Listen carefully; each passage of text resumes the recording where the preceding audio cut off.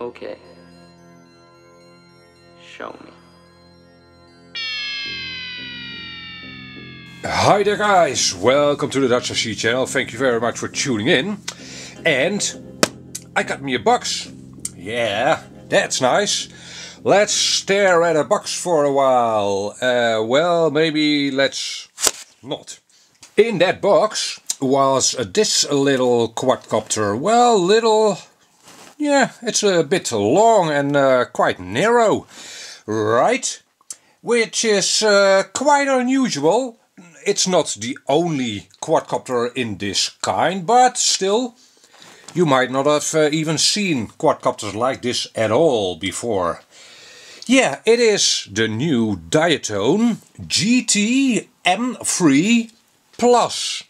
And the new Diatone M3 3-inch quadcopters are available in 3 flavors. A normal X, a stretched X, so those are both pretty conventional, and this Plus model. Now, if you know me a little bit, you know that I like unusual stuff, which this is. yeah, and this quadcopter is mostly aimed, well, it's aimed at racers. Yeah, the idea of configuration like this is that you have more precise pitch control. Maybe a little less air resistance, but well, hard to say.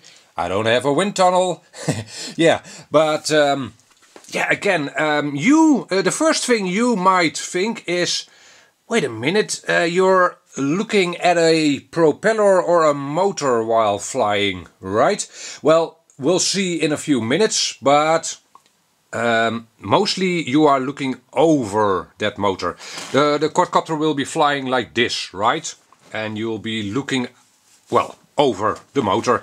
But again, we'll see in the OSD recording with this quadcopter how much of the propeller is actually in view. Now, the quadcopter actually comes with clear propellers. I've put these on so you can actually see or not see the propeller while flying. These are the same propellers that come with the quadcopter. These are Gemfan Falsh 3052 propellers. Popular propellers at the moment, so this is a very good choice. And these motors are pretty big. Actually, let me put the specifications of this Diatone on screen for you right now. And obviously you can pause the video if you want a closer look at those. As you can see, 1408 brushless, of course, motors, which is for a 3-inch quadcopter pretty big. And the other varieties of this quadcopter are known to be fast. So I expect this one to be fast as well. They are, well, a mid-range of kV, 4000 kV. That's not high and that's not low. But that enables us to fly this quadcopter on 4S, which is what I'll do. Actually, I'll be flying it on these lipos. Hyperion, 900 milliamp hour 4S 90C lipos and high voltage as well. So that should hurl the quadcopter around very well. Now, another unique selling point of these quadcopters is that they come with a tramp video transmitter. So you can choose the frequency, the band and the output level right in your OSD. Which is great. No fiddling around with buttons. I do see a button over here. Is that to set things up? Well, doesn't really matter. I won't be using any button to set up my video transmitter. Yeah, there is a little button over here. Okay, so you can, if you'd want to, manually set the video transmitter. It is a genuine tramp video transmitter, by the way, which is nice. And the entire stack is mounted on rubber grommets. So there is vibration isolation there. You can see, hopefully, that I can move it around a little bit. So that's nice, promising.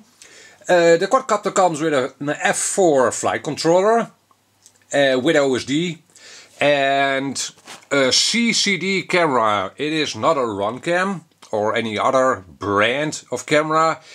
Yeah, it's I'm not sure. It's a CCD camera, but we'll see what the quality is like.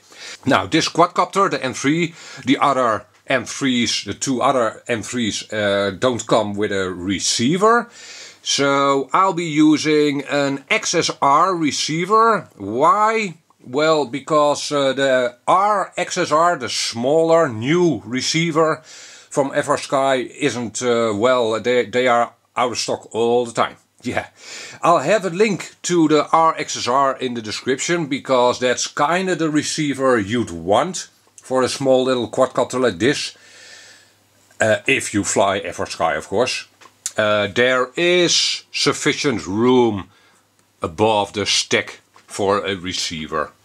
It does have this pigtail over here to mount your receiver onto, and it comes with Betaflight 3.2.1, which is a pretty recent release of Betaflight. Not the latest, but a pretty recent release. Okay, let's see. This quadcopter has a unibody style of frame, so the four arms and the middle section are all one piece, and then you've got that aluminium superstructure on top. The other M3s, the conventional axes, so to speak, they do have separate arms. That's kind of a reason for me to not go for those. I would have preferred a single body, maybe a millimeter thicker, and then without the screws. That should have been the same weight, more or less. That would have worked out better in my opinion. Okay, what more can I tell you about this quadcopter? Yeah, the frame itself is also separately available. Actually, I will have links to not only this quadcopter, but also the symmetrical X, the stretched X, and this frame separately in the description down below, so you can check them out. Alright, one more thing that is different on these Diatones compared to other quadcopters is this, an XT30, and there's nothing new or unusual about that, but you can see there's some electronics on the XT30, and that's actually the current sensor. Usually the current sensor is on the flight controller or the power distribution board, but well, they moved that onto the XT30. I'm not completely sure why, but well, if it works, right? And they must have had a good reason for this, because they do this on all their modern quadcopters. From other videos this seems to work, so just fine with me. And yeah, what more can I tell you? You know what? I want to see if this thing flies nicely at all. Yeah, that's what I want to know right now. So let's get out to the field. I'll obviously mount a receiver, and then we'll get out to the field and do some flying with this weird, unusual quadcopter. Here we go. Alright guys, maiden flight for the Diatone GT M3 Plus. Quite a mouthful. Yeah, okay, yeah, completely stuck. Let's see if it flies at all. Here we go. Well, guess what? It does fly. Man, does this look different. I'm flying it completely stock, so PID tune stock, rates stock. This does get some getting used to flying it line of sight.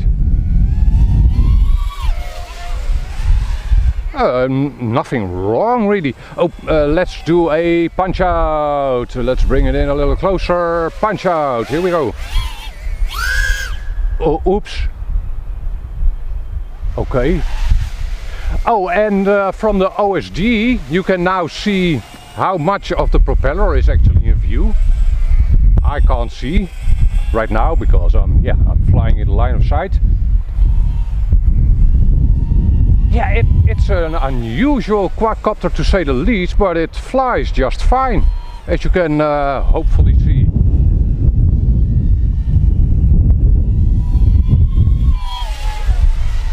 It's very nimble. Does it fly differently? Well, it mostly looks differently, right, to me.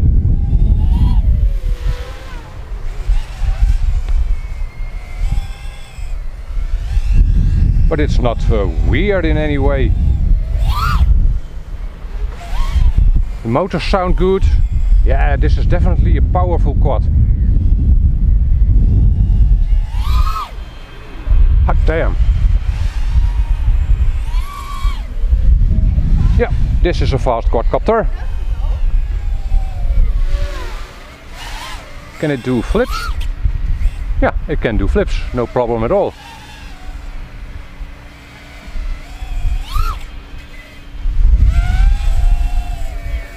Okay, oh, by the way, the rates, the sideways and front rates are differently set up stock. I'll put a picture of that, of the stock tune on screen for you right now. And as you can see, it's not a stock Betaflight tune at all. So they've done tuning on this quadcopter. And yeah, the rates for roll and pitch are different. And it's starting to freaking rain, damn it. Okay, so yeah, this flies just fine, man.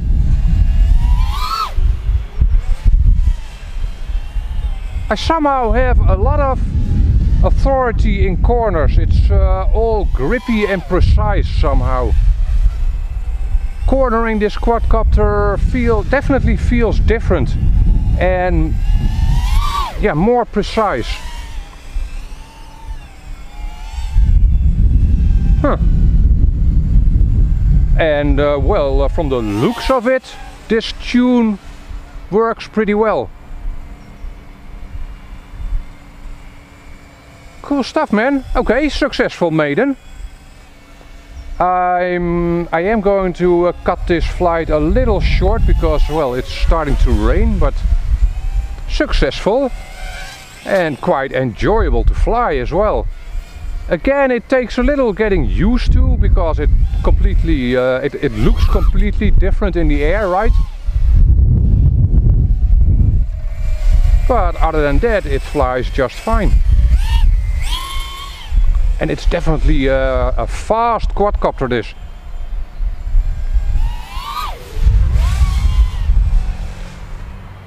Huh. Cool, man. Okay, I'm very much looking forward to FPV fly this quadcopter. We'll do that in a next video. In part 2 of my review of this quadcopter, I'll tell you some more technical stuff about the quadcopter as well.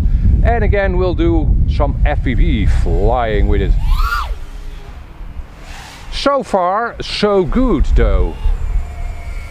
And you tell me, is that propeller in front of the camera a problem? I don't think it is, but well, we'll see from the DVR recording. For now, I want to thank you for watching. If you have questions or suggestions, hit me up a comment down below. And catch you in the next video.